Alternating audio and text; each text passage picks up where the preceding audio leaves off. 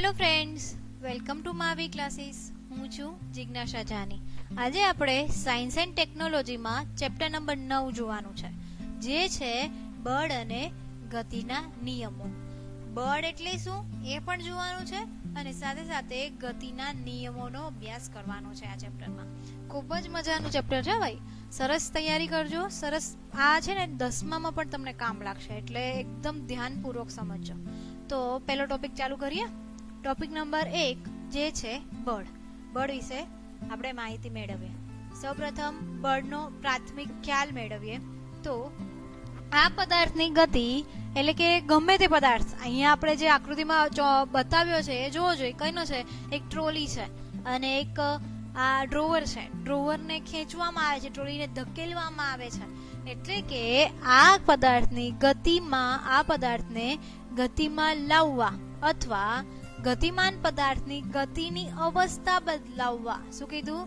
પદાર્થને ગતિમાં લાવવા અથવા જો સ્થિર હશે ને તેને ગતિમાં લાવવું પડશે ને, ગતિમાં લાવવા અથવા ગતિમાન પદાર્થની ગતિની અવસ્થા બદલાવવા તેને શું કરવું પડે છે? ખેંચવું પડે છે, ધકેલવું પડે છે, આઘાત લગાડવો પડે છે. આ બધી જે ક્રિયાઓ કરીએ છે ને એને શું કહેવાય? બળ. એને શું કહેવામાં આવે છે? બળ કહેવામાં આવે છે. જો હવે તમને એકદમ સરળ શબ્દમાં કહું ને તો જે કંઈ સ્થિર અવસ્થામાં હશે તો એને ગતિમાં લાવવાનું છે, અથવા ગતિમાન અવસ્થામાં હશે તો એના ગતિમાં ફેરફાર કરવાનો છે. તો એના માટે જે કંઈ ક્રિયા કરવાની છે તો એ ક્રિયાને આપણે શું કહીએ છીએ? બળ કહીએ છીએ. હવે ખ્યાલ આવ્યો બળ શું છે? ઓકે, તો આગળ જઈએ. જો આમાં પણ તમને આ બોલને ધકેલવા માટે, બોલને ફટકારવા માટે કંઈક એની ઉપર ક્રિયા કરવી પડે, જે શું છે? બળ. ઓકે, ત્યારબાદ આ સ્પ્રિંગને તમે દબાવો છો તો એ શું કરે છે? બળ આપવું પડે છે ને એની ઉપર, એટલે એના પણ અવસ્થામાં ફેરફાર થયો. આ જે બોલ તમને દેખાય છે, બોલમાં પણ આપણે એને દબાવીએ છીએ, બળ આપીએ છીએ, તો એની પણ અવસ્થામાં ફેરફાર થાય છે ને. એટલે કે જે કંઈ બળ આપીએ છીએ, બળ આપવા માટે આપણે શું કઈ ક્રિયા કરવી પડે છે? ખેંચવું પડે છે, ધકેલવું પડે છે, દબાવવું પડે છે, આઘાત લગાડવો પડે છે. આ બધી ક્રિયાને શું કહેવાય છે? બળ કહેવામાં આવે છે. દરેકને ખ્યાલ આવ્યો એકદમ? ઓકે, સરસ.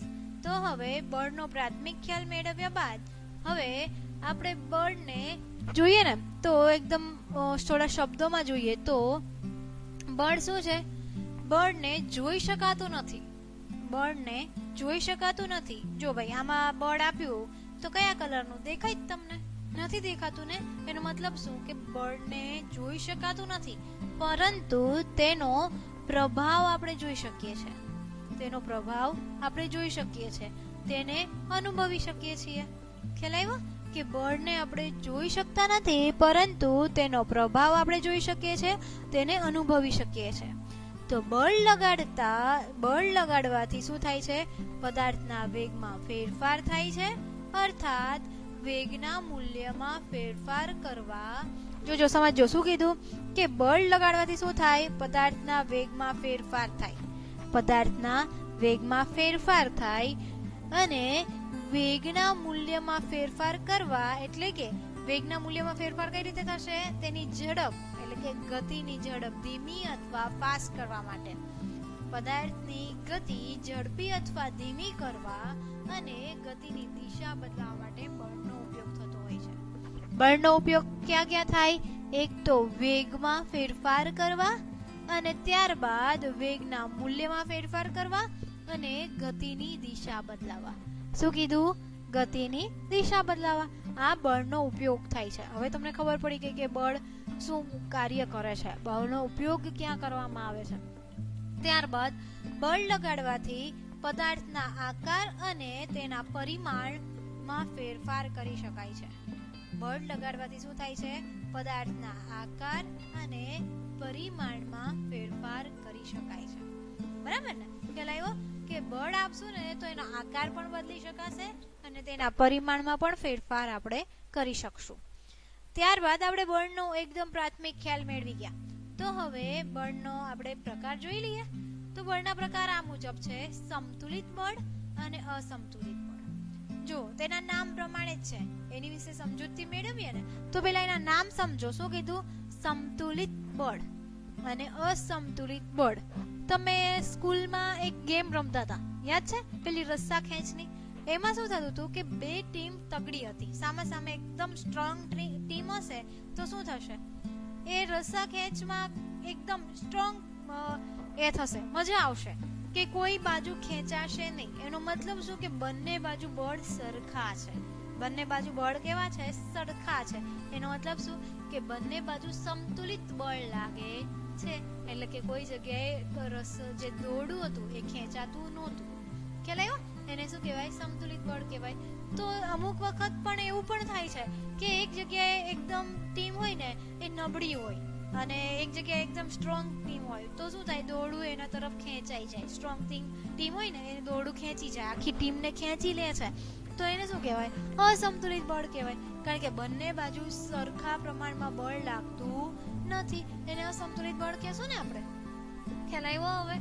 સંતુલિત બળ અને અસંતુલિત બળ એકદમ આસાન ઉદાહરણથી તમને સમજાયું. તો હવે આપણે શબ્દશઃ જોઈએ તો કંઈક આ મુજબ છે કે સંતુલિત બળ એટલે શું? તમારી ચોપડીમાં એક ઉદાહરણ આપ્યું છે. ટેબલની ઉપર એક બ્લોક મૂક્યો છે અને એની ઉપરની એની સાઈડ બંને બાજુએ વિરુદ્ધ દિશામાં, સામે સામેની દિશામાં એક્સ અને વાય બિંદુ પરથી બળ લગાડવામાં આવે છે અને એ બંને બળો ત્યારે સરખા રાખ્યા છે. જોજો, સમજજો. વ્યાખ્યા કંઈક આ મુજબ છે કે જે બળોની સંયુક્ત અસર હેઠળ, શું કીધું? જે બળોની સંયુક્ત અસર હેઠળ પદાર્થ સ્થિર અથવા ગતિમાન અવસ્થામાં હશે. શું કીધું? સ્થિર અથવા ગતિમાન અવસ્થામાં હશે તે કોઈ ફેરફાર થતો નથી. તેને તે જ અવસ્થા જાળવી રહે છે. શું કીધું? કે જે કઈ અવસ્થા તેની હશે તેની તે જ અવસ્થા જળવાઈ રહે છે. તેને શું કહેવામાં આવે છે? બળ કહે છે. કયું બળ? સંતુલિત બળ કહેવામાં આવે છે. ખ્યાલ આવ્યો? વ્યાખ્યા ક્લિયર થઈ? જો ફરી વાર કરું છું. જે બળોની સંયુક્ત અસર હેઠળ, અહીંયા કયા બળ લાગે છે? એક્સ બિંદુ પરથી અને વાય બિંદુ પરથી બંને બાજુથી બળ લાગે છે. સંયુક્ત અસર હેઠળ તેની સ્થિર અવસ્થામાં હશે આ પદાર્થ. જેમ કે આ બ્લોક છે સ્થિર અવસ્થામાં હતું, તો સ્થિર અવસ્થામાં હશે તો સ્થિર રહેશે અને ગતિમાન અવસ્થામાં હશે તો તેની ગતિમાં કોઈ ફેરફાર થતો નથી. તો આ બળ છે તેને શું કહેવામાં આવે છે? આ બળને સંતુલિત બળો કહે છે. આ બળને શું કહેવામાં આવે છે? સંતુલિત બળ કહે છે. ખ્યાલ આવ્યો હવે દરેકને? સંતુલિત બળ એટલે શું કે અહીંયા એક્સ અને વાય બંને બાજુથી બળ કેવા લાગતા હતા? સરખા પ્રમાણમાં. તો બ્લોક ખસશે નહીં? ખસે ને, કોઈ દિશામાં જશે નહીં. જો આ અલગ અલગ મૂલ્યના બે પરસ્પર વિરુદ્ધ દિશામાં લાગતા આ બળો વડે બ્લોકને ખેંચવામાં આવે છે. જોજો, હવે મેં શું કર્યું કે આ પરસ્પર વિરુદ્ધ દિશામાં બ્લોક લાગે છે, બળો લાગે છે બ્લોકની, બરાબર છે. પરંતુ જો બ્લોકને વધારે મૂલ્ય ધરાવતા બળ આપવામાં આવે છે, જેમ કે આ વાય ની દિશામાં, આ વાય દેખાય છે તમને, અહીંયા હું થોડું વધારે બળ આપું તો શું થશે? આ બ્લોક છે એ વાય ની દિશામાં ખસવા લાગશે. એટલે કે તો બ્લોક વધારે મૂલ્ય ધરાવતા બળની દિશામાં ગતિ કરવાની શરૂઆત કરે છે. તો બળ શું કરે છે? બળની દિશામાં ગતિ કરવાની શરૂઆત કરે છે આ બ્લોક છે તે. એટલે આ હતું. હવે ધીમે ધીમે શું થયું કે વાય ની દિશામાં બળ વધવા લાગ્યું, તો એક્સ ની દિશામાં તો ઓછું હતું. એટલે શું કહી શકાય કે આ જે સંતુલિત બળ હતું એ ધીમે ધીમે કેવું થવા લાગ્યું? અલગ અલગ થવા લાગ્યું. એટલે અસંતુલિત થવા લાગશે ને. તો ચાલો હવે અસંતુલિતની વ્યાખ્યા જોઈએ. જો અહીંયા જે તમને એક ચિત્ર આપ્યું ને એ તમને પછી સમજાવું. પહેલા તમે એની વ્યાખ્યા સમજો કે વ્યાખ્યા શું કહે છે અસંતુલિત બળની. તો કંઈક વ્યાખ્યા આ મુજબ છે. પહેલી વ્યાખ્યા સાથે સરખાવતા જોજો, જેથી વ્યાખ્યા એકદમ સરળ રીતે યાદ થઈ જાય તમને. જે બળોની સંયુક્ત અસર હેઠળ જે કંઈ બળો લાગે છે, એવું જરૂરી નથી. આમાં આપણે પહેલા વાત કરી હતી કે એક્સ અને વાય દિશામાં બળો લાગે છે, પરંતુ આપણે એવું જરૂરી નથી કે બે જ બળ લાગે છે, ઘણા બધા બળ લાગતા હોય.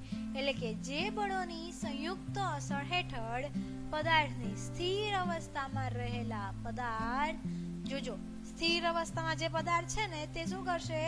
ગતિમાન અવસ્થામાં આવે છે અને ગતિમાન અવસ્થામાં રહેલો પદાર્થ તેના વેગમાં ફેરફાર થાય છે. ખબર પડી? શું કીધું? સ્થિર અવસ્થામાં હશે ને એ ગતિમાન અવસ્થામાં આવશે, અને જે ગતિમાન અવસ્થામાં હશે તેના વેગમાં ફેરફાર થશે. તો આ બળોને શું કહેવામાં આવે છે? અસંતુલિત બળો કહેવામાં આવે છે. હવે ક્લિયર થી વ્યાખ્યા દરેકને? બહુ સરસ. જો હવે આ તમને એક આકૃતિ આપી જ ને, એ સમજજો. આની અંદર આ આકૃતિ દ્વારા આપણે સંતુલિત બળ પણ સમજશું અને અસંતુલિત બળ પણ સમજશું. આ એક બ્લોક દેખાય તમને, લાકડાનો મોટો એવો બ્લોક છે. જો એની સાઈઝ કેવડી છે, હવે બાળકો એને ધકેલવાનો પ્રયત્ન કરે છે, એની જેટલી સાઈઝ છે. હવે આ બાળકો એને ધકેલવાનો પ્રયત્ન કરે છે તો એ ખસતો નથી. કારણ શું છે? કારણ કે આ બ્લોક છે એ જે આ બાળકો એને ધક્કો મારે છે ને, એટલા ને એટલા પ્રમાણમાં એ બ્લોક એનું વજનના કારણે સામો એ બળ લગાડે છે. એ બળ લગાડશે સામો, એટલે શું? બંનેનું મૂલ્ય કેવું થશે? સમાન રહેશે. એટલે બ્લોક ખસ્યો નહીં. એનો મતલબ શું? કે આ પદાર્થ પર કેવું બળ લાગ્યું? સમતુલિત બળ લાગ્યું ને. ખ્યાલ આવ્યો હવે? સમતુલિત બળ. કારણ કે બ્લોક ખસ્યો જ નહીં, તેની તે સ્થિર અવસ્થામાં હતો તો સ્થિરનો સ્થિર જ રહ્યો. ત્યારબાદ આ બી છે આકૃતિ, એમાં જોવો જોઈએ. એમાં શું છે કે આ બ્લોકને થોડું વધારે પ્રેશરથી ખસેડવામાં આવે છે. થોડું બળ વધારે આપશું તો શું થશે? કે બ્લોક સહેજ ખસે છે. બ્લોક શું થાય છે? સહેજ ખસે છે. કારણ શું? કે આ લોકો જે આ બાળકો છે એને થોડું વધારે બળ આપ્યું, અને એ પ્રમાણમાં બ્લોકનું વજન કેવું હતું? બ્લોકના વજને જે બળ લગાડ્યું હતું ને એના પ્રમાણમાં આ જે વિદ્યાર્થીઓએ બળ થોડું વધારે આપ્યું, એના કારણે બ્લોક થોડું ખસ્યું. હવે વિદ્યાર્થીએ હજી વધારે બળ લગાડ્યું. શું કર્યું? હજી વધારે બળ લગાડ્યું તો આ પદાર્થ એટલે કે જે કાંઈ બ્લોક હતો એણે તે દિશામાં ગતિ કરવાનું ચાલુ કર્યું. તે દિશામાં ગતિ કરવાનું ચાલુ કરી દીધું. એટલે હવે તમને ખબર પડી ગઈ કે આની અંદર એટલે કે આ સી નંબરની આકૃતિ છે તેમાં કયું બળ લાગ્યું? અસંતુલિત બળ લાગ્યું ને. કારણ કે બળ બંનેની દિશા તો વિરુદ્ધ છે પણ બંનેના મૂલ્ય કેવા થઈ ગયા? અલગ અલગ.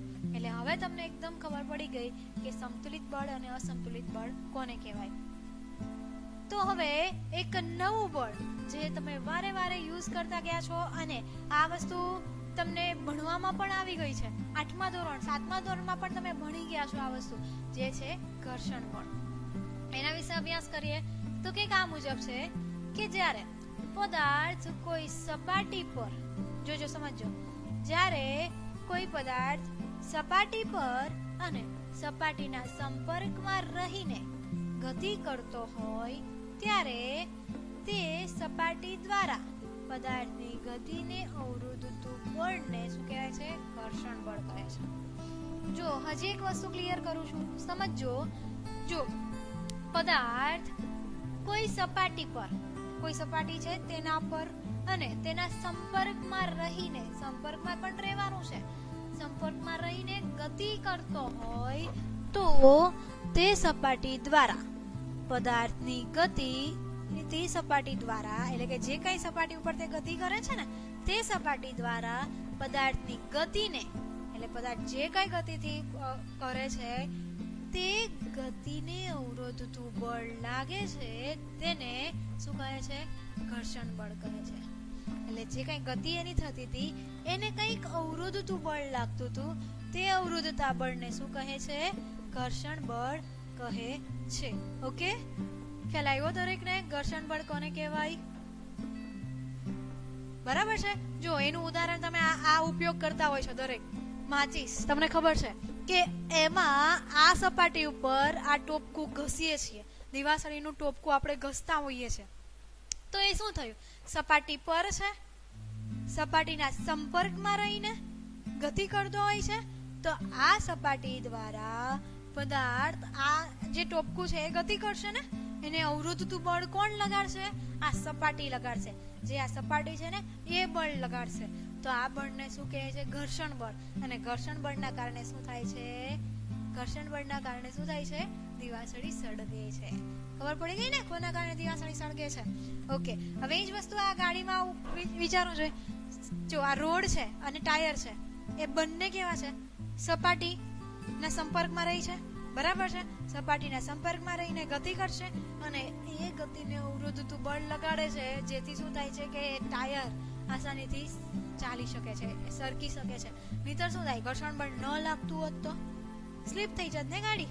હવે આ જો પેન્સિલથી આપણે લખવાનો પ્રયત્ન કરીએ છીએ, આપણે લખી શકીએ છીએ આરામથી. જો ઘર્ષણ બળ ન લાગતું હોત તો લખી શકત, ના લખી શકત. અમુક એવી સપાટી વિચારો કે જ્યાં ઘર્ષણ બળ લાગતું જ નથી.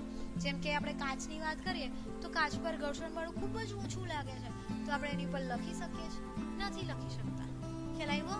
અને કોઈ પણ સાધનને અણીદાર બનાવવા માટે, તેજ બનાવવા માટે, આપણે એને ધારદાર બનાવવા માટે જે કંઈ પ્રોસેસ કરીએ છીએ એ ઘર્ષણ બળના કારણે જ થાય છે. બીજું શબ્દમાં કહીએ તો ઘર્ષણ બળ હંમેશા ગતિની વિરુદ્ધ દિશામાં લાગતું હોય છે, કારણ કે અવરોધતું બળ છે ને, એટલે શું કહી શકાય કે ગતિની વિરુદ્ધ દિશામાં બળ લાગે છે. ઓકે, સારું. ચલો, આજે આપણે શેનો અભ્યાસ કર્યો? બળની પ્રાથમિક ખ્યાલ જોયો, ત્યારબાદ બળના પ્રકાર જોયા, સમતુલિત બળ અને અસમતુલિત બળ, અને ત્યારબાદ આપણે શું જોયું? ઘર્ષણ બળ. તો હવે હોમવર્ક ટાઈમ. હોમવર્ક લઈ લો. ચાલો, કયા પ્રશ્નો છે? પહેલો પ્રશ્ન આ છે કે બળનો ખ્યાલ સ્પષ્ટ કરો અને પદાર્થની સ્થિતિ પર બાહ્ય બળની અસર સમજાવો. બળનો ખ્યાલ સ્પષ્ટ કરો અને પદાર્થની સ્થિતિ પર બાહ્ય બળની અસર સમજાવો. ત્યારબાદ સમતુલિત બળો અને અસમતુલિત બળો વિશે સમજૂતી આપો. શું કીધું? સમતુલિત બળો અને અસમતુલિત બળો વિશે સમજૂતી આપો. દરેકને આવડે જ છે. ત્યારબાદ ત્રીજો પ્રશ્ન આ મુજબ છે, ઘર્ષણ બળ એટલે શું અને ઘર્ષણ બળની હાજરીમાં પદાર્થ પર લાગતા પરિણામી અસમતુલિત બળોને લીધે થતા પદાર્થની ગતિ સમજાવો. જે આપણે પેલા 3 ચિત્રો હતા ને એના દ્વારા સમજ્યા હતા ને, બસ એ ગતિ વિશે તમારે સમજાવવાનું છે. આવડે આ 3 પ્રશ્નો? ચાલો, કઈ રીતે લખવાના છે? 2 વખત. એક વખત જોઈને, એક વખત મોઢે, અને સરસ મજાના તૈયાર કરી દો એટલે આપણે બીજા ટોપિક પર આવી જઈએ. હવે ફરી મળીશું નવા ટોપિક સાથે, ટોપિક નંબર 2 સાથે. ત્યાં સુધી દરેકને આ સરસ તૈયાર થઈ જવું